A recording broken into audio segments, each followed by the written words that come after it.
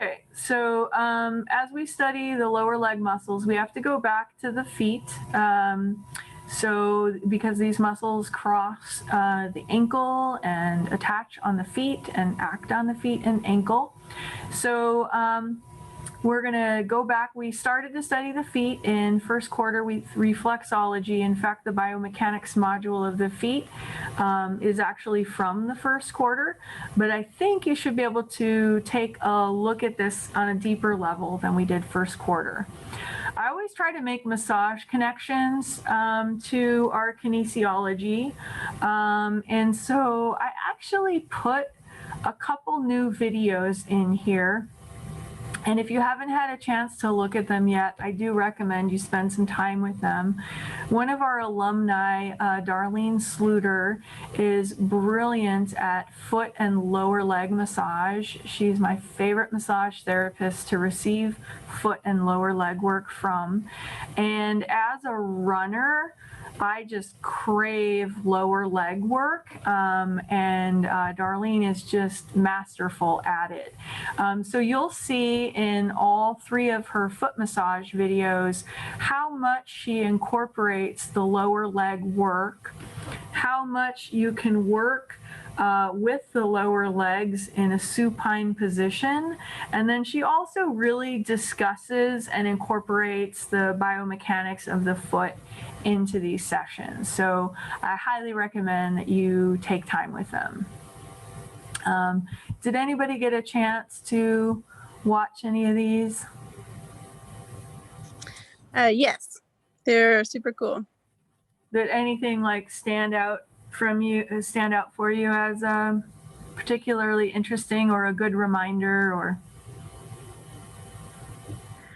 I remember really liking how because it just seems like every single therapist that I talk to, they just have such a different approach in what they like to do.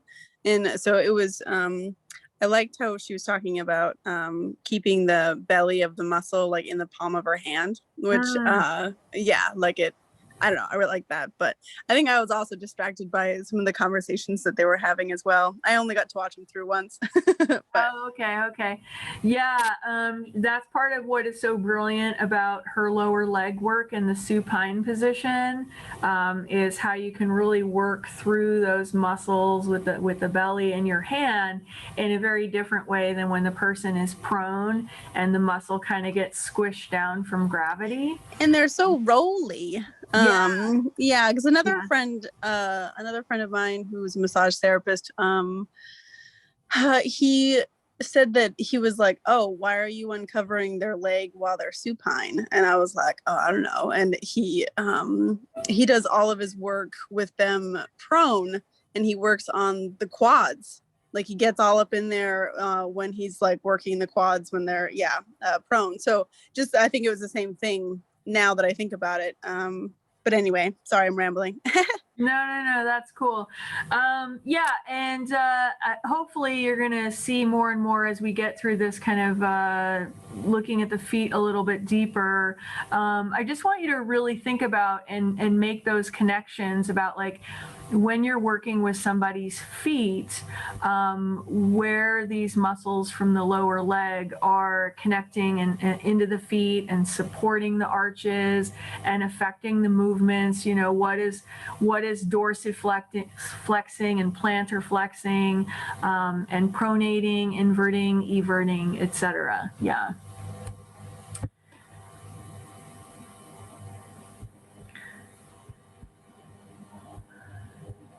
Okay, so taking a little bit of a look at the the biodynamics of the foot.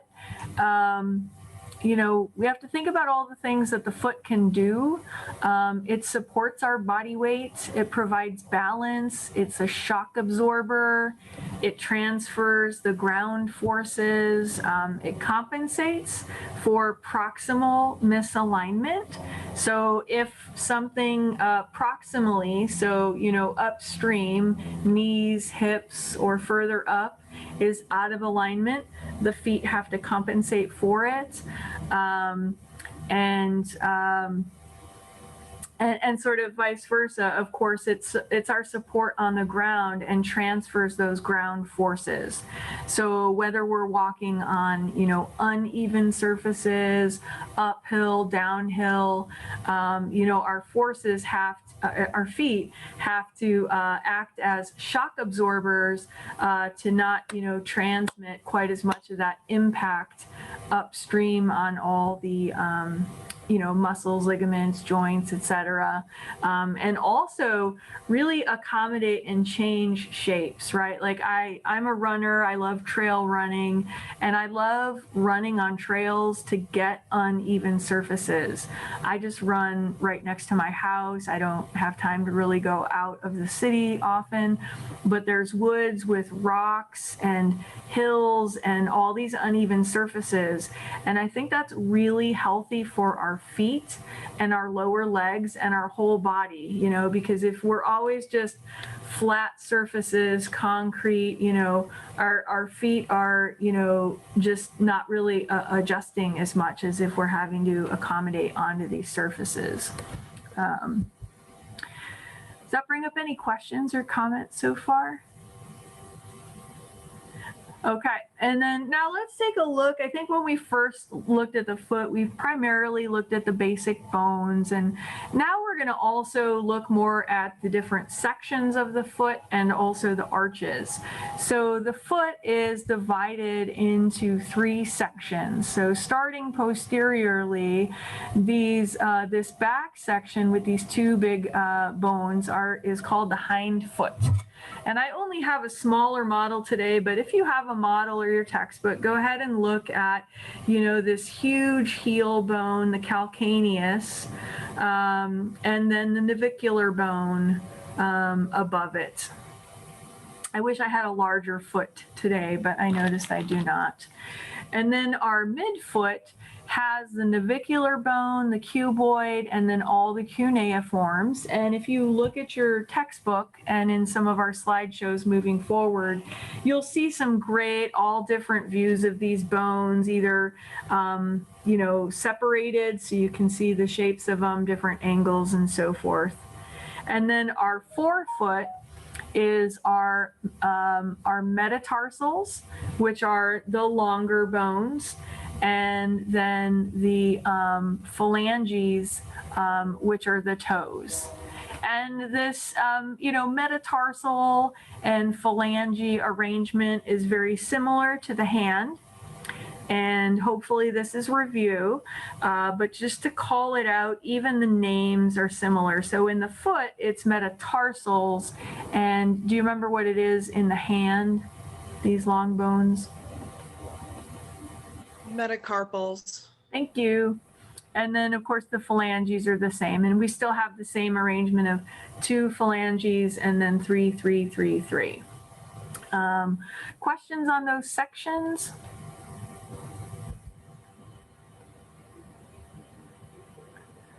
All right, let's take a look at this anatomy of the foot video. It's very short. And I'm gonna stop screen share and start screen share just to make sure I'm in optimal video viewing mode here.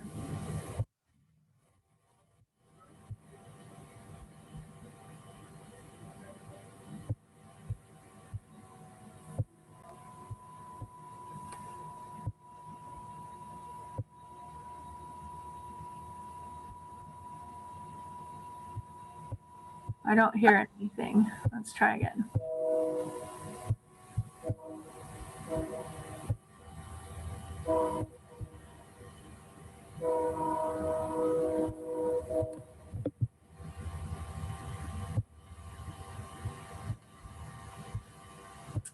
Sorry, I don't know why we don't have sound. I'm assuming you cannot hear it either? Correct. No, Okay. I did hear a train though. Do you live by train tracks? I do live by train tracks. As soon as I think I figured out the sound, I'm actually going to close my door as soon as I get this going so you don't hear my neighbors or the trains as much. Under stress. It's no wonder that 80% of us Our feet are constantly under stress. It's no wonder that 80% of us will have some sort of problem with our feet at some time or another. Many things affect the condition of our feet: activity level, occupation, other health conditions, and perhaps most importantly, shoes. Many of the problems that arise in the foot are directly related to shoes, so it is very important to choose shoes that are good for your feet. The foot is an incredibly complex mechanism. Over the next few minutes, I will try to highlight the structures that relate to conditions and surgical procedures of the foot. The important structures of the foot can be divided into several categories. These include bones and joints, ligaments and tendons, muscles, nerves, and blood vessels.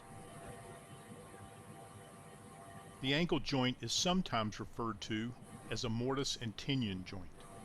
The two bones of the lower leg, the large tibia and the smaller fibula, come together at the ankle joint to form a structure known as a mortise.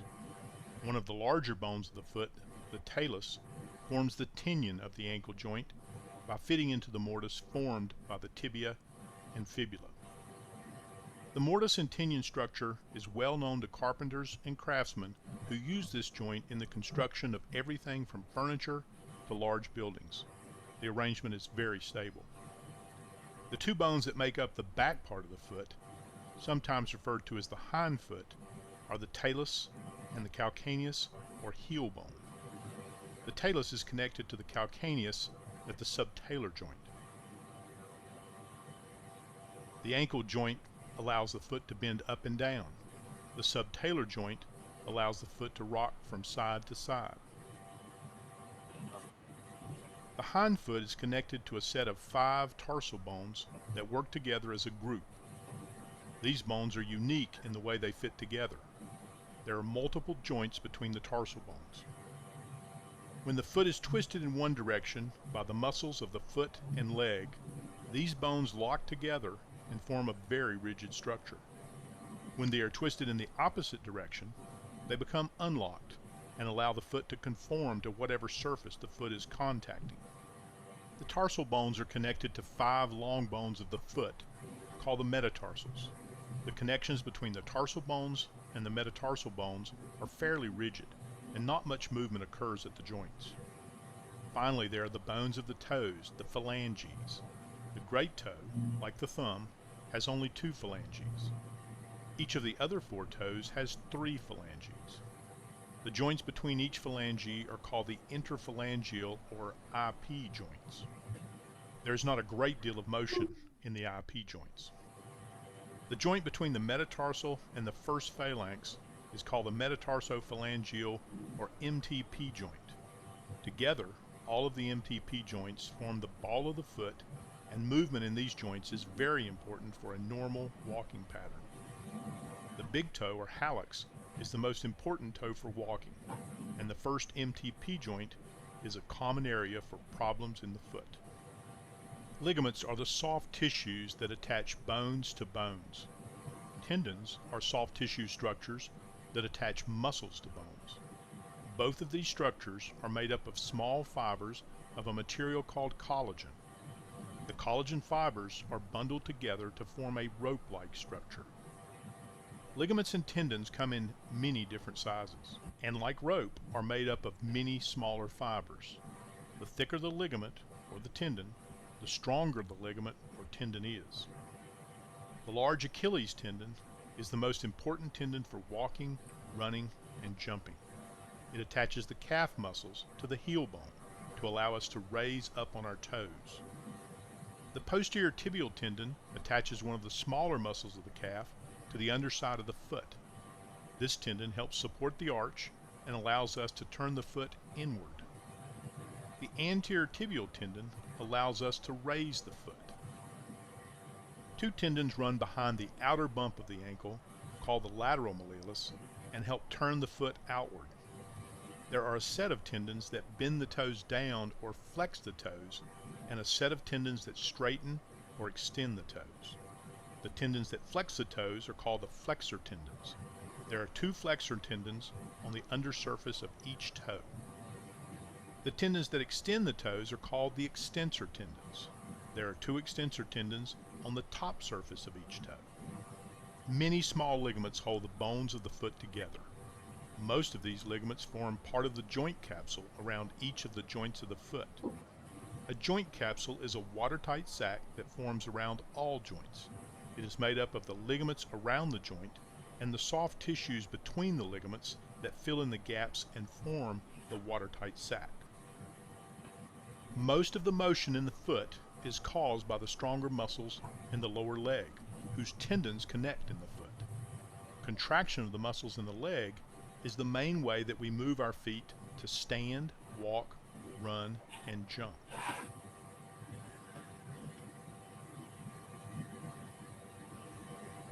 There are numerous small muscles in the foot. While these muscles are not nearly as important as the small muscles in the hand, they do affect the way that the toes work. Damage to some of these muscles can cause problems in the foot. Most of the muscles of the foot are arranged in layers on the sole of the foot, or the plantar surface. There they connect to and move the toes, as well as provide padding underneath the sole of the foot. The main nerve to the foot, the tibial nerve, enters the sole of the foot by running behind the inside bump on the ankle, or the medial malleolus. This nerve supplies sensation to the toes and sole of the foot and controls the muscles of the sole of the foot. Several other nerves run into the foot on the outside of the foot and down the top of the foot. These nerves primarily provide sensation to different areas on the top and outside edge of the foot. The main blood supply to the foot, the posterior tibial artery, runs right beside the nerve of the same name.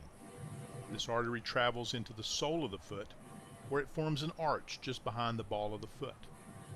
A second artery, the dorsalis pedis, runs down the top of the foot.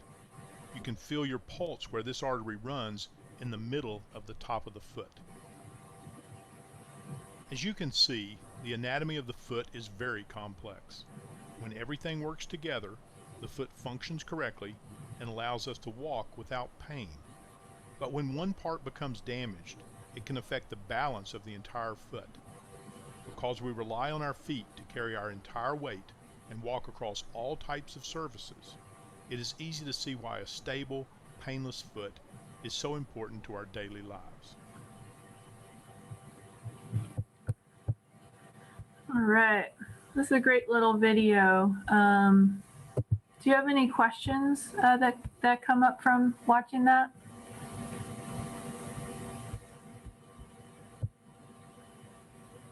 No, not really. Okay, cool. Anybody else? All right. Well, let's move on. We're going to start getting into the lower leg again, and some of this definitely should be review. I think you should know the basics, but definitely want to make sure you know all the bones and bony landmarks to find your way around the muscles next. So taking a look now at the lower leg, the medial bone is the tibia, and that's our big weight bearing. It supports more weight, the medial bone. And then the lateral bone is called the fibula. And you can see that the down here at the medial and lateral malleoli, here we are, this part of the structure that forms that joint that the previous video was talking about, how we've got this lateral malleolus comes down further, more distally than the medial malleolus.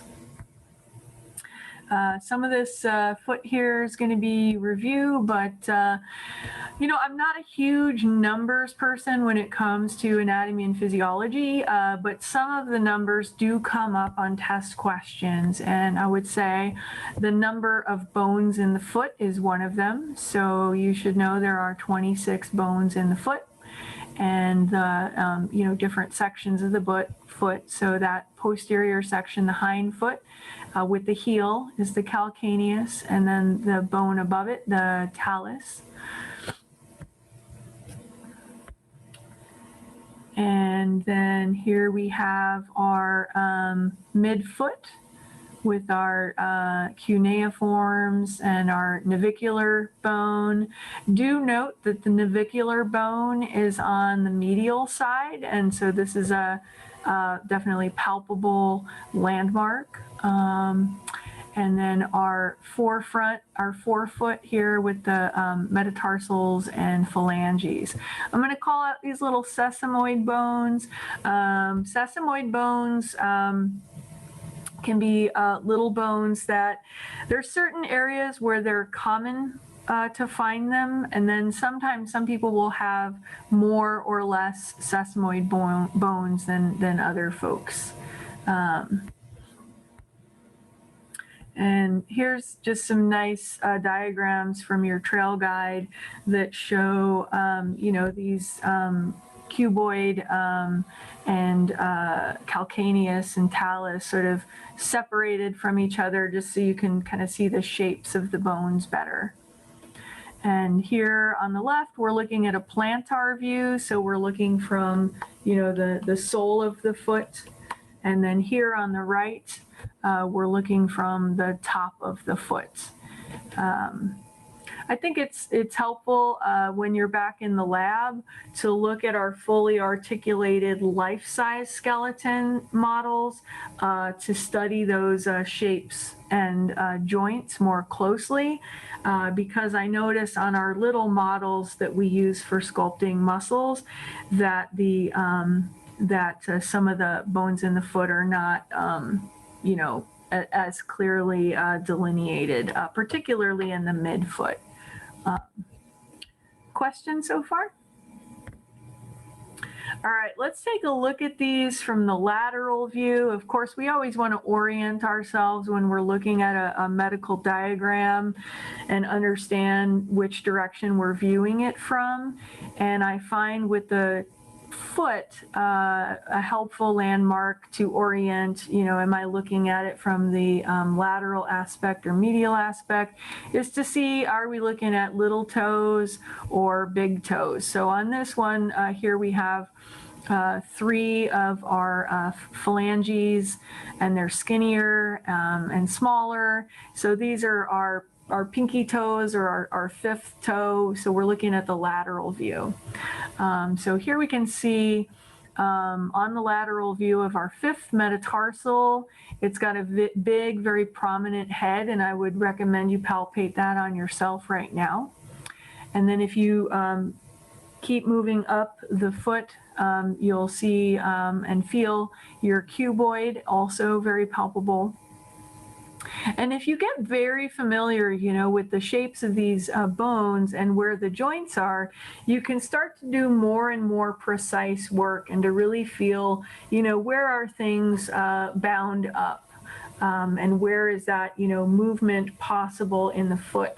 So like in that previous video, you know, really studying, you know, where does the plantar flexion, dorsiflexion occur, and where does the inversion, eversion occur, and when is the foot open and when is it locked, right? And to really feel into those joints is helpful.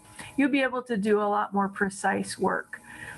And so here we are looking at the lateral view. Again, you want to orient yourself. So here's the greater toe, the big toe, or if you number it, number 1. So that means we're looking at the medial side. And on the medial side, we've got after the, well, of course, it's phalanges from forefoot to hindfoot.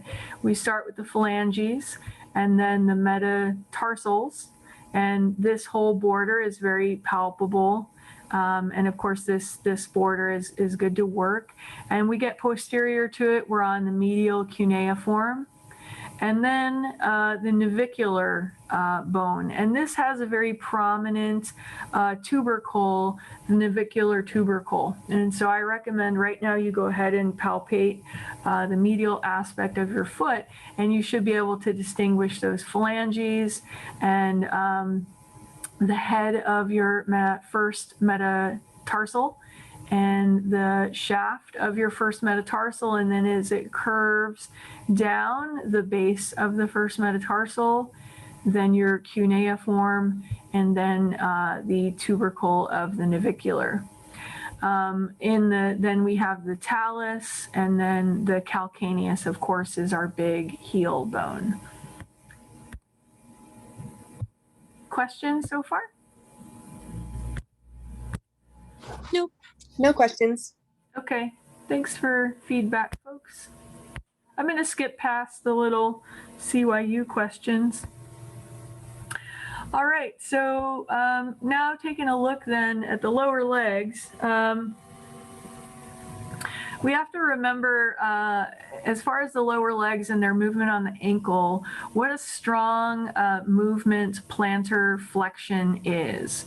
So when we consider plantar flexion and bringing the toes, the heel up, and the fact that we can stand with our entire body weight lifted off of the ground, that is a tremendous amount of strength to lift our whole bodies like that from our toes.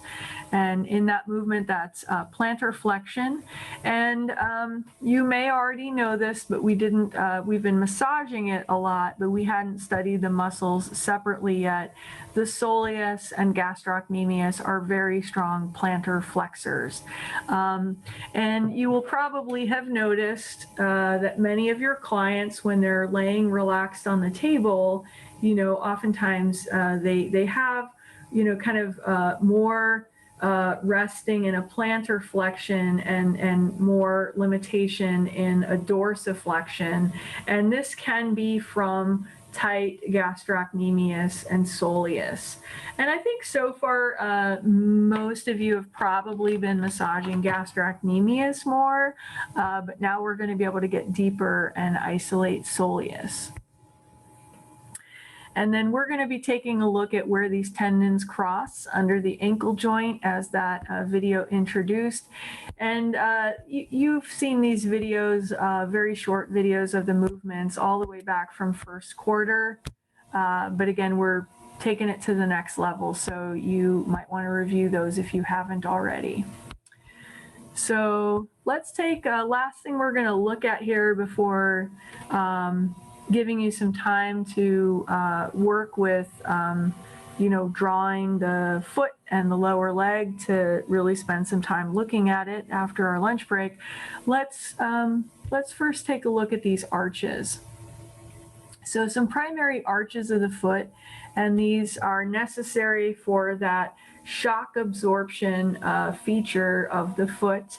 We don't want the full weight pounding down on our joints, which would transmit up into the knees and the hips, which can really take a beating if the arches of the foot are not doing their job. So we've got this great arch support, our transverse arch, and then our longitudinal arches, lateral and medial. So we get kind of this powerful triangle and arch support structure. And I have never studied architecture, so I definitely cannot go into it at the depth that somebody who has can. But a lot of these strength features are utilized in architectural features like arched doorways and bridges and so forth.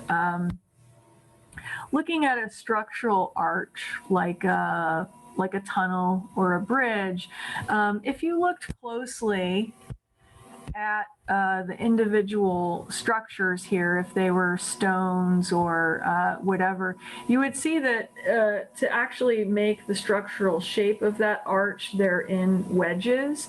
And in our feet, some of the shape and support of the arch is from the actual shape of the bones, but then the feet also have the additional support of ligaments, the arches of ligaments, tendons, and muscles. So it's, multiple support. And some of that support actually comes from pulling above. So just kind of using this example here of, a strap pulling from above, we've got the same arrangement with some of our lower leg muscles pulling from above to pull up on that arch. So let's take a look at this short video for arches of the foot.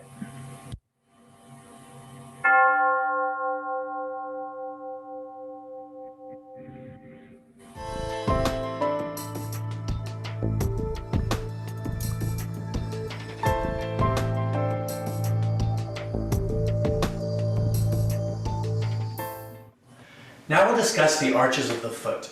There are 3 arches in the foot: the medial, lateral, and transverse arch. Now these arches act to absorb shock and they help adapt foot shape as you walk. Now the 3 arches rest on 3 main points, and we've marked them out here in red tape. The first being the posterior inferior tuberosity of the calcaneus, which is here, takes the majority of the force as you walk. Second point being the head of the first metatarsal, and the third one is the head of the 5th metatarsal. And as you can see, we have the medial arch, the transverse, and the lateral arch of the foot. Now we'll discuss the medial arch of the foot. The medial arch is formed by 5 bones: the calcaneus, the talus, navicular, medial cuneiform, and first metatarsal.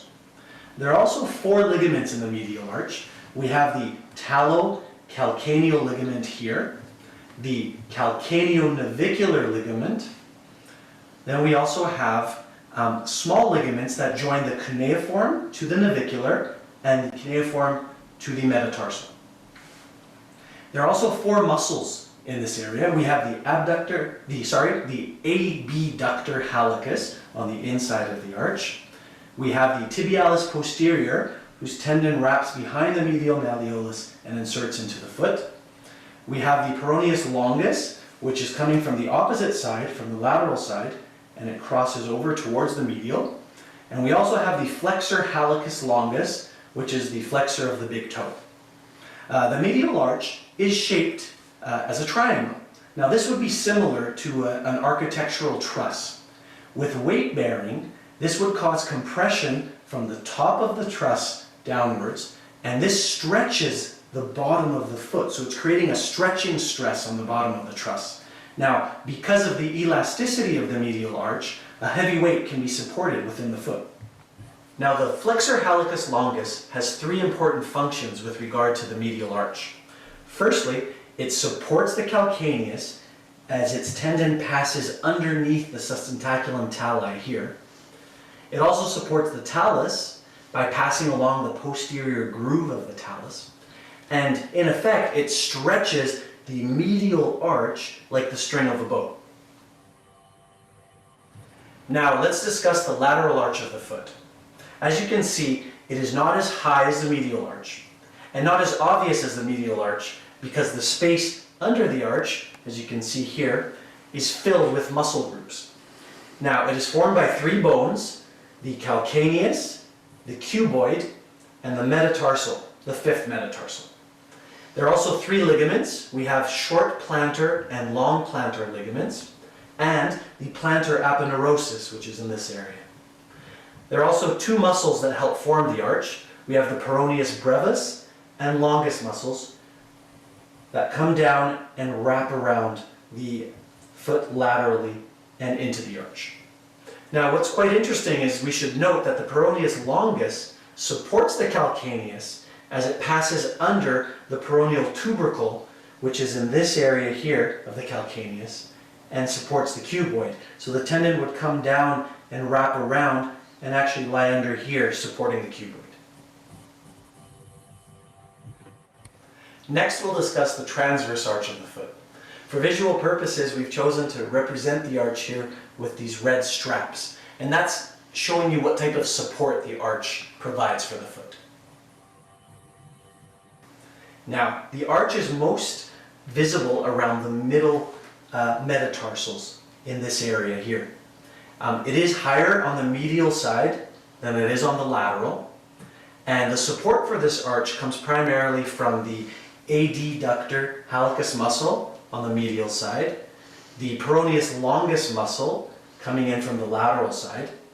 We have the tibialis posterior muscle also from the medial side, and in between the metatarsals here we have the interossei muscles.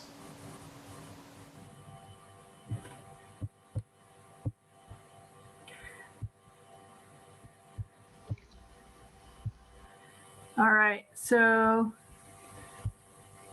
there's a lot of information there. It's a lot to digest all at once, but you can see, you know, as a starting point, how the muscles of the lower leg not only act on the ankle and the toes, but also provide arch support.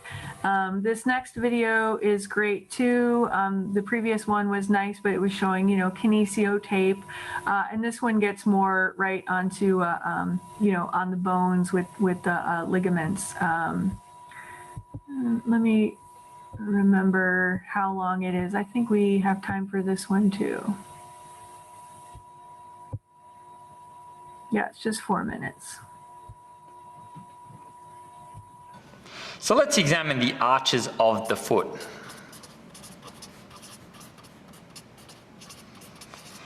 We should by now all be able to draw a free body diagram of the foot. So it looks something like this if we draw it kind of quickly.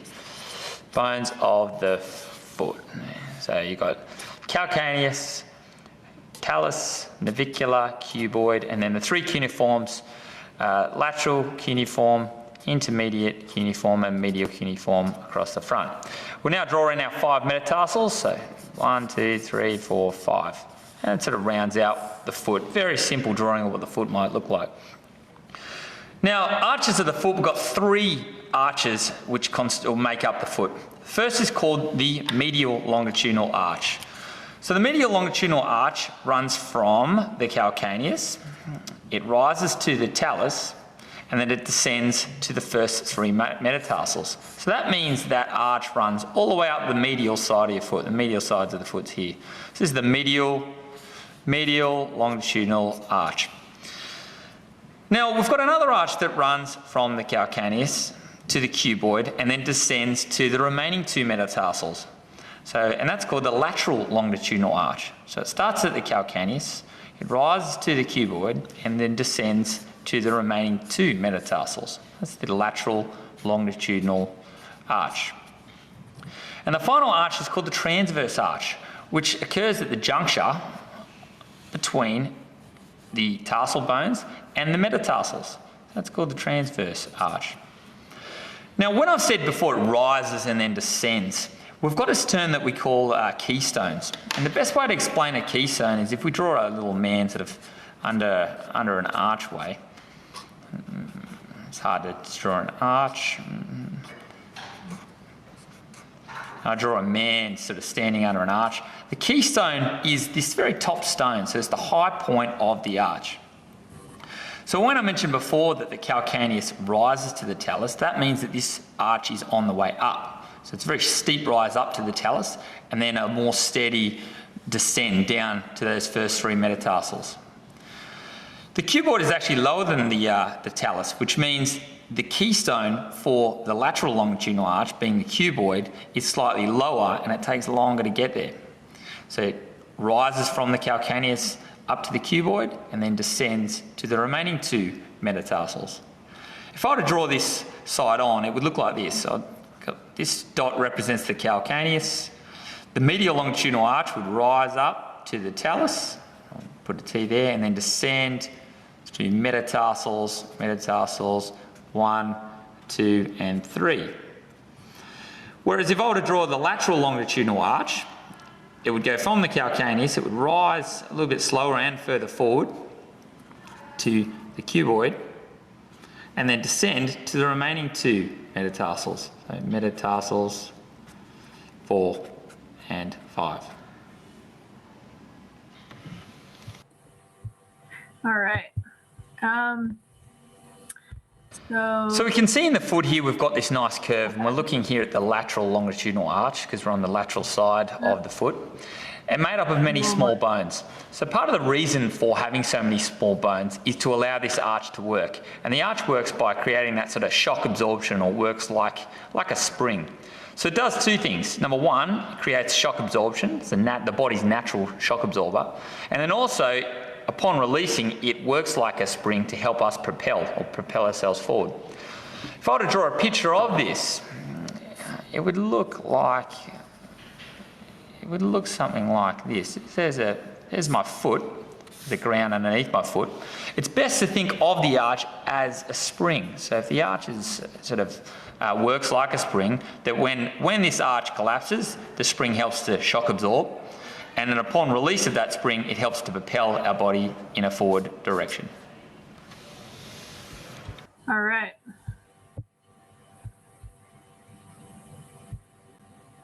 Let me get back. Is this bringing up questions about the arches so far?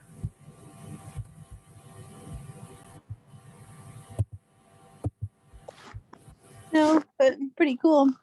Yeah, very cool design. I wanted to spend a little longer going over the arches to understand, because this can have such a big impact on clients' joints and muscles and connective tissue and pain and limitation all the way throughout the body. So a lot of times I think when folks look at, postural assessment, they may often, look at relationship in front of or behind centers of gravity and rotation and so forth. And, but even issues like neck pain and shoulder issues can be arising from problems all the way down in the feet, like a flat foot, for example, and losing that shock absorption.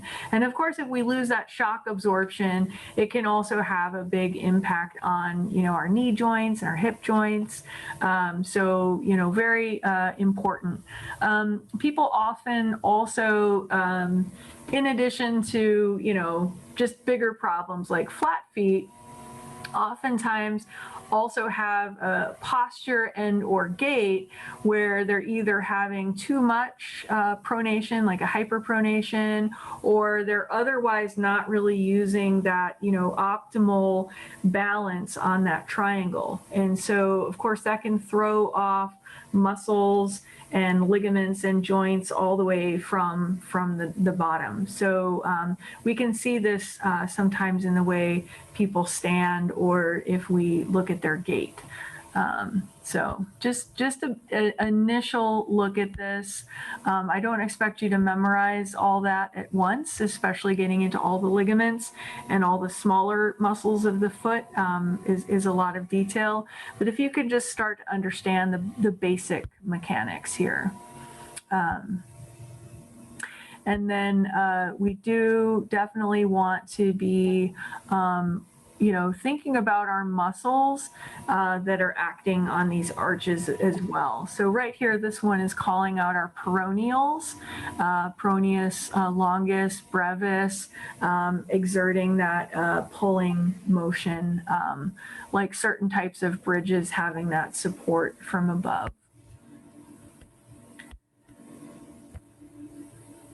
I've included some research regarding these arches. If you want to dive a little bit deeper in this module, you can look at some great information that goes a little bit deeper.